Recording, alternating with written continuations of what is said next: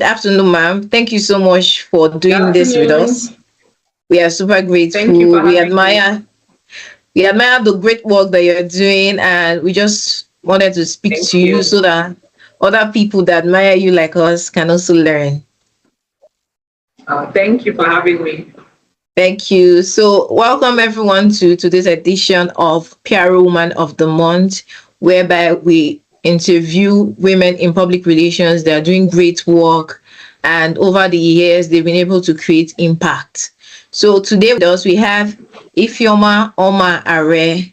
So thank you so much for joining us. Thank you so much. Thank you for having me. Okay, so Ifeoma is a very big woman in public relations, and I'm very excited. You can hear it from my voice. So Ifeoma is a global brand and communications consultant, content producer, and principal consultant at WildFlower PR Company.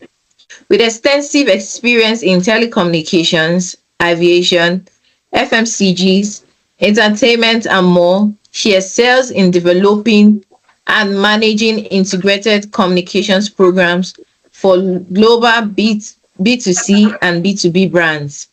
As founder of WildFlower PR Company, Oma has collaborated with top brands including Globacom, Coca-Cola, The One Campaign, and many more. In 2022, she was recognized as one of Nigeria's top 500 most influential women in marketing and communications. Oma is also a producer and director at WildPepper Studios, contributing to notable projects in film, TV, and digital media. We are happy to have you here today. You're welcome. Thank you so much. Thank you so much for having me. I'm looking forward to having this conversation with you as well today. Okay, so we just get right to it. So I saw you online and I saw that you studied sociology and anthropology. And I was like, wow, really? Yeah. I want to know how, yes, how you got into public relations. So can you tell us how you got into public relations and you just knew that? How did you know that, yeah, this is what I want to do? Okay, yeah, thank you so much. Yes, so I'm a graduate of sociology and anthropology from the Enugu State University of Science and Technology. That was in 2004. So I'd always wanted to actually work in the media. In fact, my goal then was to try and be, a newscaster and on-air personality because that was my father's, background. So I also used to write. So I found myself writing for a South African publication. I was reporting West African stories. And the publication was around TV and film. And so I found out when I was reporting the Nigerian stories, and when the story or the interview would eventually come out, it'd be so, people would be excited about what is coming out of Nigeria. This was, I think 2008, 2009, thereabouts. So that's where I first got interested in, how can I tell these stories better? Because a lot of people don't know what is happening, in the industry. That was, not obviously not where it is right now. And so that's how my journey in PR started. From there, I moved on. I edited, it's now rested, a business magazine called Business Insights. And from there, I went to Red Media, where I worked as a communication lead. At the same time, I was an assistant editor for Y Niger. So that's actually how my career started. That's how my career started. And I fell in love with PR, and I've never looked back. So after a while there, I left to start WildFlower PR Company. We started with entertainment PR. We started at the time when most PR agencies were more of, traditional PR. But in 2012, we were able to start with the USP that we could do social media and we could do digital. So we came with the strength of understanding SEO, understanding Twitter, which was You think it's crazy now. It was crazier then when there were, even fewer people and Facebook, and then, Instagram started coming. So social media and online provided for us an entryway to enter an industry that was very hard to break into at that point. But that was how we entered. We were able to provide a lot of services. A lot of the big clients I was able to work with at that point was because people had very little understanding about how to navigate the digital space. And so we came in with a very strong relationship online and on social media, being able to build campaigns and teams. Yes, so that's how, WildFlower started, and we've been able to do a lot of fantastic activations, campaigns, and work with amazing clients as well. That was truly insightful. So you worked with Wine Ninja, and it's great that even for the longest time you've incorporated digital PR, even because some people are still trying to adapt to digital PR. That's very, very, very interesting. Thank you for sharing that with us.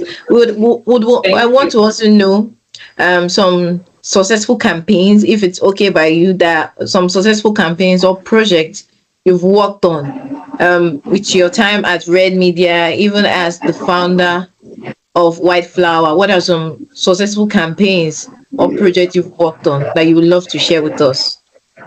Well, now you say Red Media, I did do a lot of exciting work then. It was my first time with PR, but I was able to just, blend in. And some of our campaigns, I think we had the first Nigerian Idol, I think. The one Mesutimo won, although that was the second, I think it was the second Nigerian Idol. We also did some work with, I think, Trace, Oba, a couple of brands, but I think the highlights, of my time there was especially that, and I think that's where I also worked with Asha, Maumi, a couple of other, brands. So that was my first interaction with direct entertainment, PR. And when WildFlower started, that's actually the first thing I wanted to focus on, just entertainment PR, because at that point there wasn't really any organized type of PR into entertainment. So yes, that's how we started. Following that, in WildFlower, we've done a lot of work.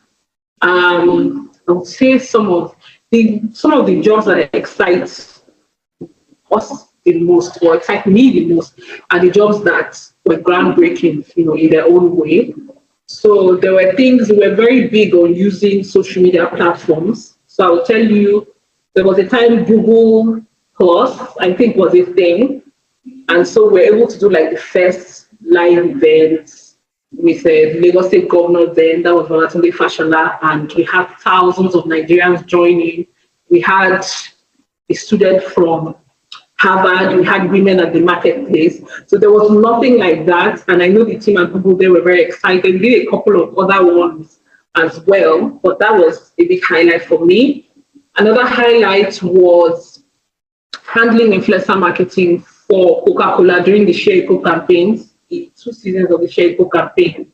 I would say, arguably, but I'm looking for people that can say that, but I think that was the most successful part of the Share Eco campaigns, because we got over 100 celebrities just co-sign the campaign, take pictures with the Coca-Cola bottles, when in other countries you'd have maybe max 5 of them.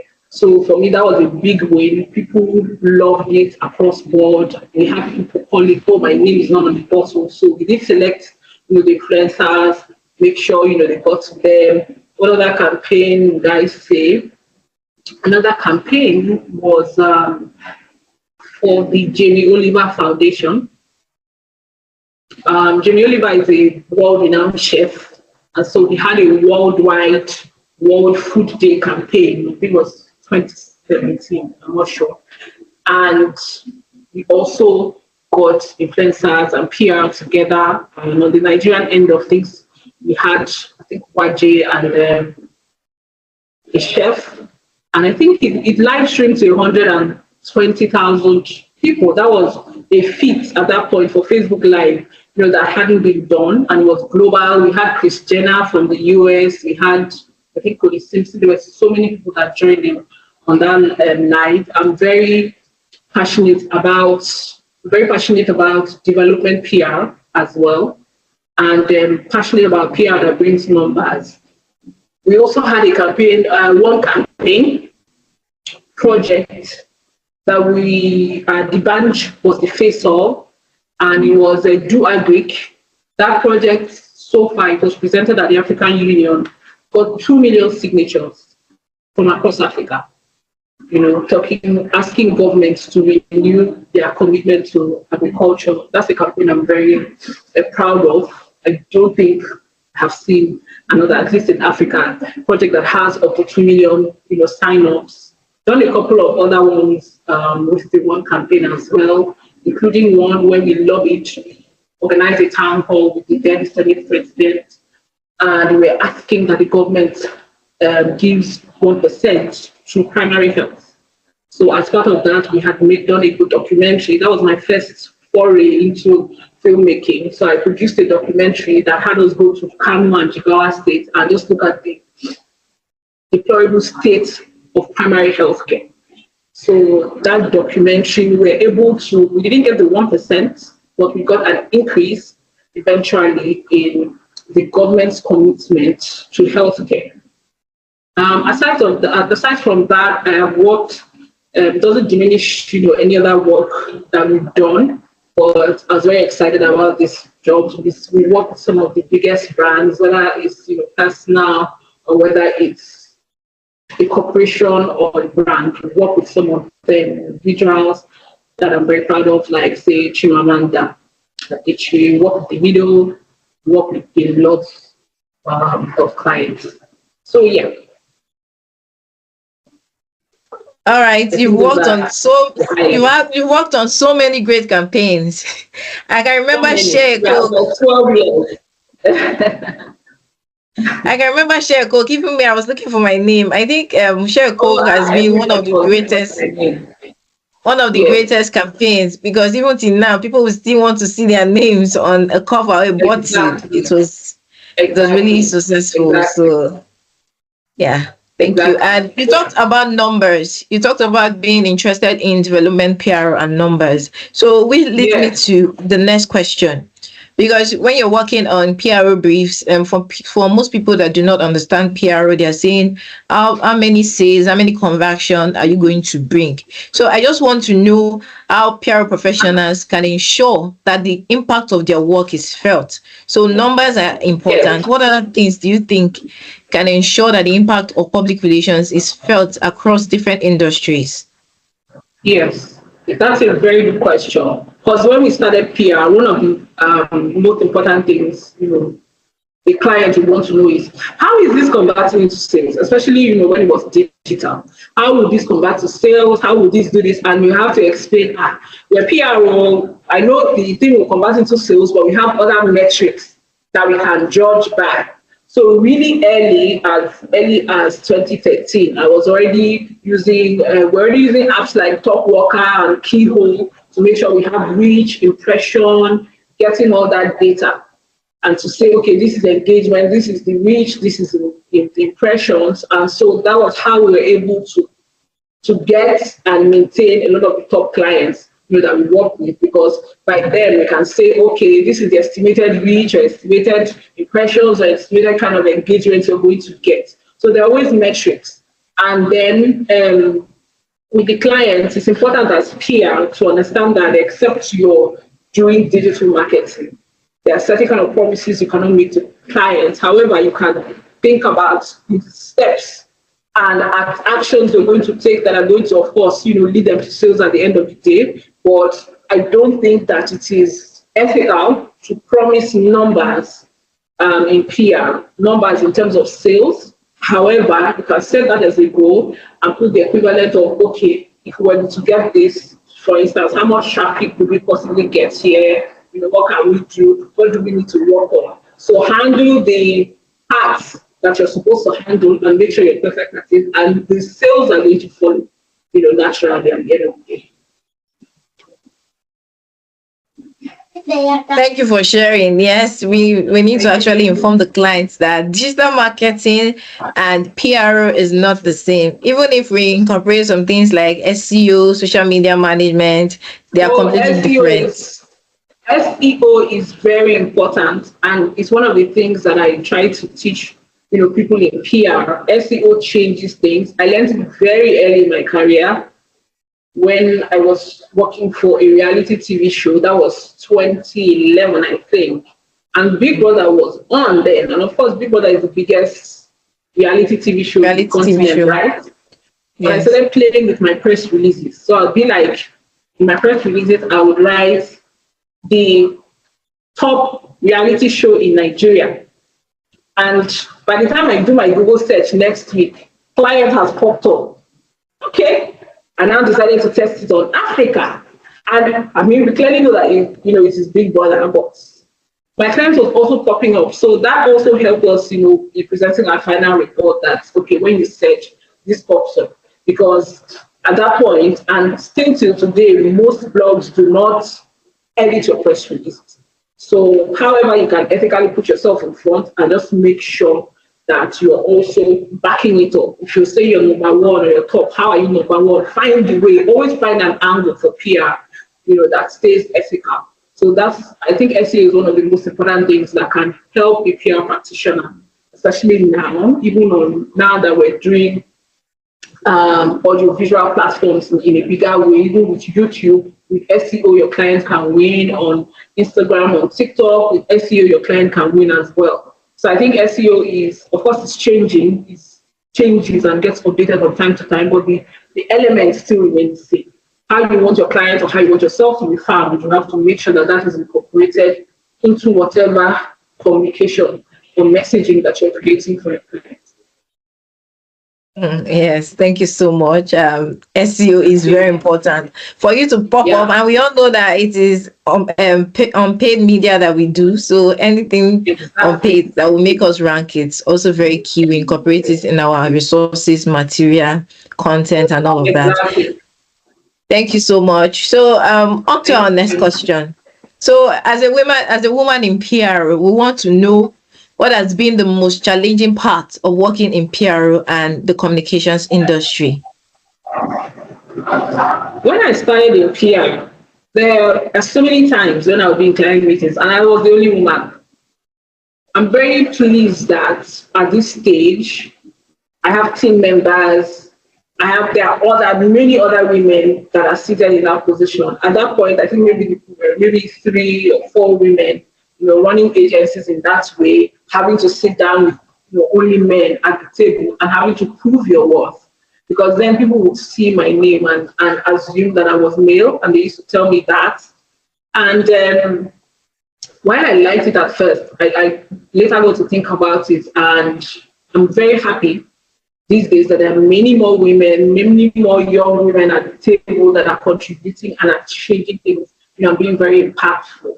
So I think as a woman, that's one thing. But I also want to say something about the Nigerian women. Look, in whatever field it is, a Nigerian woman is usually fearless. You're going to find her in any field that you're looking for. It's a very distinct thing. And it's not just PR. There are other places, whether it's also in production, so in film, unlike any other place globally, Nigerian women represent and they do exceptionally well.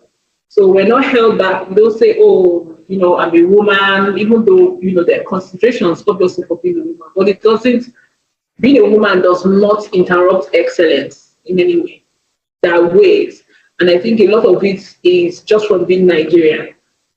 And so I have to put that, inside there because I'm really proud to be a Nigerian woman, a Nigerian woman in PR, a Nigerian woman in media, a Nigerian woman in production. They do all of these things and they do it excellently well. So the Nigerian woman, I don't think really sees anything and say, oh, I'm at a loss, because I'm a woman. No, we just say, oh, what needs to be done? What can I do about it? And we just go ahead and do it. So I'm just inspired by so many women across the board, across so many industries that are doing, great and exciting things. Yeah. Thank you. So if you're watching, remember that you're a Nigerian woman and you're fearless. Thank you. Yes. Thank you for saying that. It definitely inspire most people that are listening to you. So I see that you're in public relations, you're also in the film industry.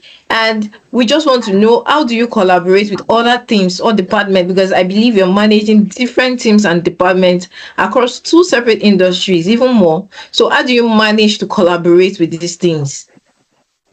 So the truth is that at some point, working and managing my firm, the workload became a lot. And then you have clients that expect you, especially because you're a small business, they expect you to be the face, they expect to see you at every meeting.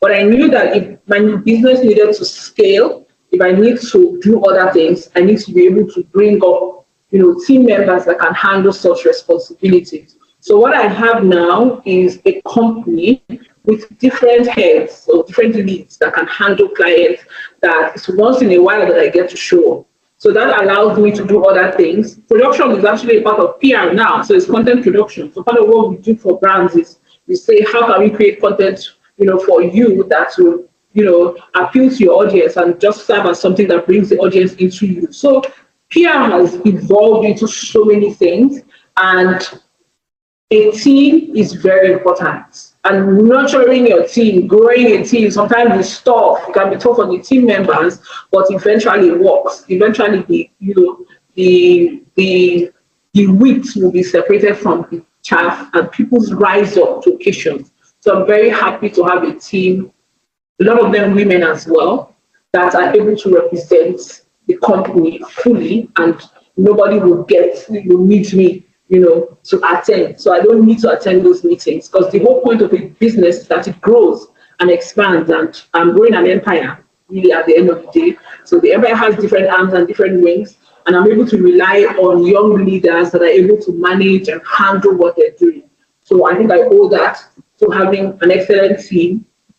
I still oversee everything. We still have our company culture in terms of, I know that this is what can go, this will never fly. It's a lot of training, mentoring, nurturing people, because two people are different. Sometimes when we started, it would be like, it has to be tough love, 247. But I learned in nurturing people that it's actually a family, it's a relationship with different people. And so the way that one person can be motivated is different from the way somebody else can be motivated. So I do have a team of very talented people that are gifted across different areas that are able to hold their own, wherever they are. So yeah, that is what allows me to do other things. All right, thank you. Oma, you're a great leader, I must say it, because for you to be able to know that people are different and they learn in different ways. So for culture, some people, they like confrontational cultures, they can take it, they have hard skin. While others, if you confront them, they just go into their own shell, and you hear mental health and all of that. So it takes a great leader. When we started, mental health was not really a consideration. So that you're having mental health issues, because I have had mental health issues. But you feel guilty by, why am I feeling like this? You have a good job, you're doing everything, you're very busy. That's what it is about. But that's why I do admire the Gen Z for saying, no, I'm going to be able to, live in this world, do some of what I want to do and exist. And then there was the idea that if you don't do it this way, if you're not very tough. So I would say even in starting my business, I was a very tough boss, but I've had fantastic team members from when we started up until now that I still keep up with, that are still doing amazing things across board, that I'm so incredibly proud of and blessed to have. But that was how I started. But it's almost like I'm also a mother. And to be honest with you, the way I handle my firstborn, it's not the way I handle my secondborn. Of course, we have general rules and regulations and policies, but a lot of times you must invest in having a personal relationship with your team members if you want them to grow, if you want them to be passionate about your business and not just take it as a job, because that happens a lot. So you want them to be passionate about your work, you want them to understand your culture and how you do things, and so they can represent you anywhere. So yes, everybody is different, and there has to be a way. There has to be systems set up. There have to be people set up that are able to look at these people differently and know how to motivate them, even in, whatever economy that we find ourselves, such as now. Thank you. That is well noted. That is well noted. And it is important to build personal relationship with your team so they can produce great work.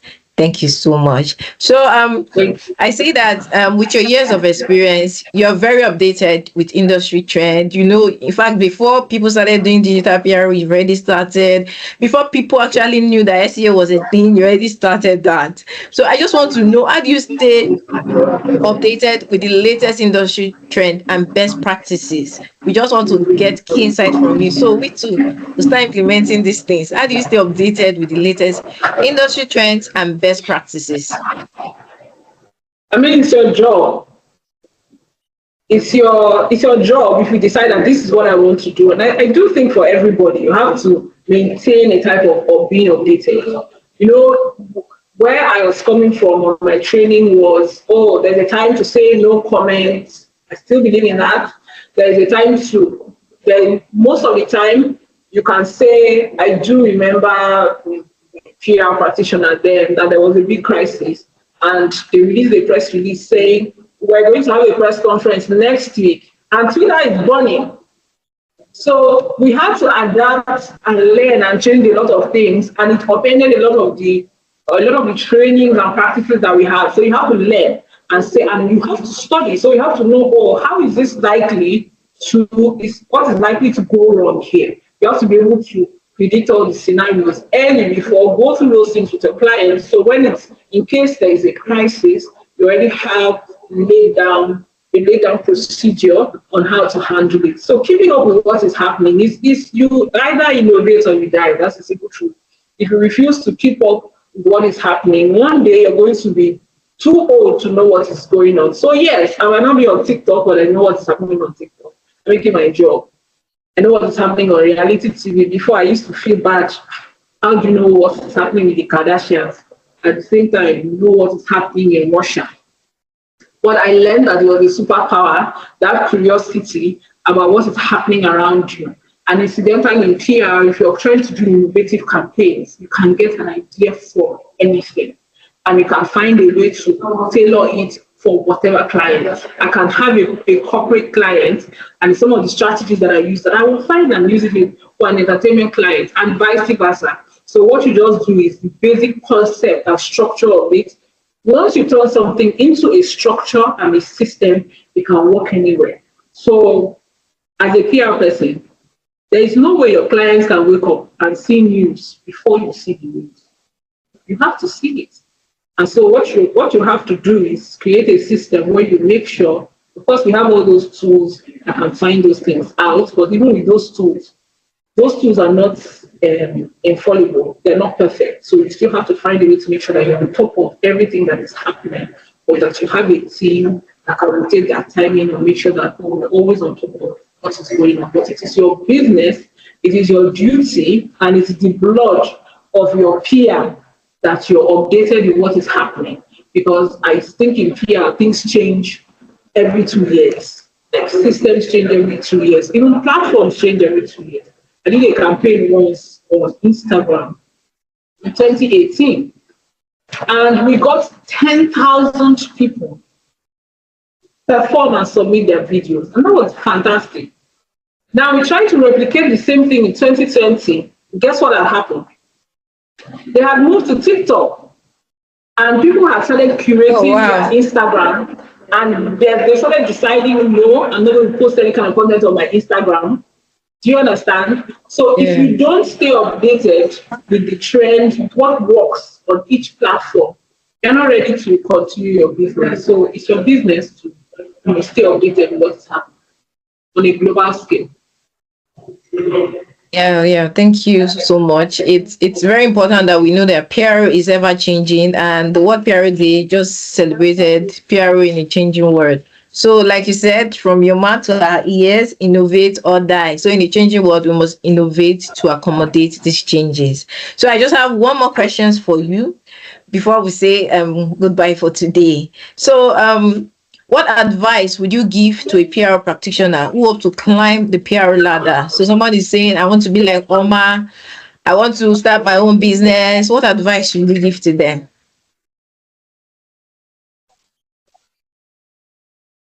The first thing you must do is know why you want to do it. It might not be PR, it might be that you actually want to run a vlog. It might be that you want to own a website. But we first need to know why. And then you also need to make sure, do your research and ask yourself what stands out. I was able to come into the industry. I did do traditional media and PR at that point, but I was able to come into the industry because nobody was doing social media and very few people were doing online media.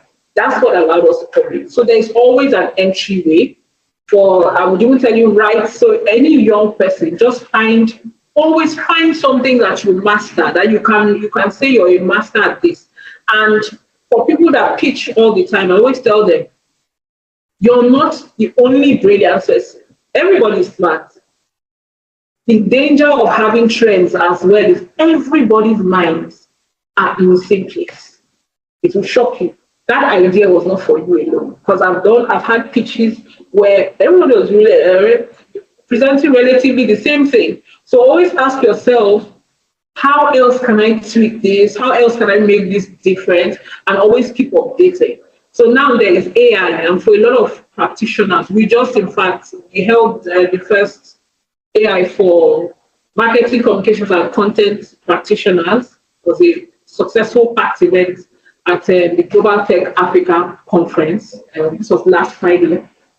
And I was so happy to see a lot of practitioners in PR, in advertising, in marketing, communications. They all attended, and we had a lot of experienced experts there attend as well.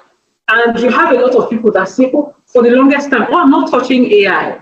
Unfortunately, AI is there, and we have to touch it. However, you have to master it. Because the problem is I see a lot of people, even when they come for interviews these days, they use AI to answer everything. And so for me, while people are interviewing in my firm, when you're going to actually write on paper, then you can also have another test. I would like to see how you use AI, because AI is important. How are you using it?